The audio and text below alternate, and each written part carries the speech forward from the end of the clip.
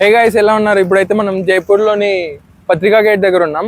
ఈ పత్రికా గేట్ అయితే మొత్తం జైపూర్ కన్స్ట్రక్ట్ చేసేటప్పుడు టోటల్ 8 గేట్స్ ఉండేవన్నమాట. చుట్టూ ఒక 4 sides లో 8 గేట్స్ ఉండేవి జైపూర్ మొత్తంకి. ఇది ఒక 9th గేట్గా చూపించారు. అంటే దీని నుంచి ఇటు సైడే ఉంటాయి మీకు జైపూర్లో ఏం చూడాలన్నా.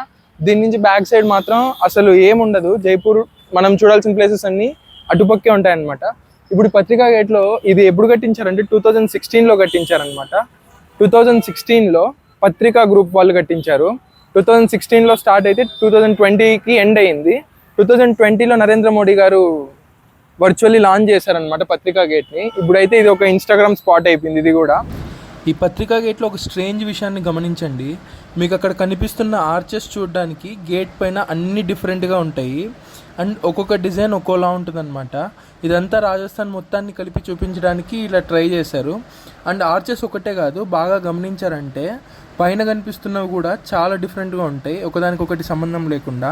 ఇది కూడా డిజైనర్ రాజస్థాన్కి సంబంధించిన డిజైన్ అండ్ ఎలిమెంట్స్ చూపించాలని చెప్పి అనుకున్నారు. చూస్తున్నారు కానీ ఎక్కంగానే ఇట్లా ఉంటుంది అనమాట.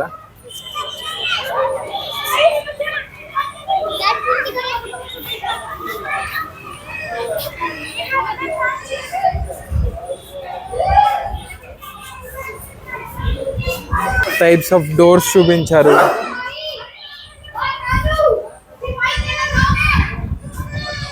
దీనికి ఎంట్రీ ఫీజు ఏమి ఉండదు అనమాట. అందుకే ఇక్కడ అందరూ ఫ్రీగా ఇన్స్టాగ్రామ్ చేసుకుంటూ ఉంటారు.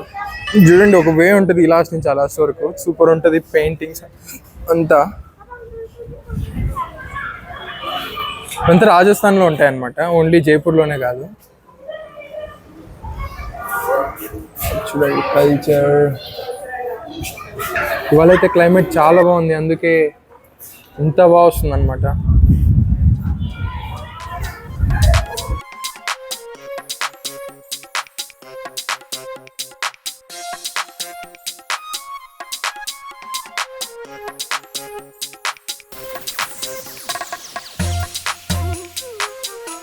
ఇది పత్రికా గేట్లో వెనుకుంది. ఇదంతా చాలా ఓపెన్ స్పేస్ ఉందన్నమాట.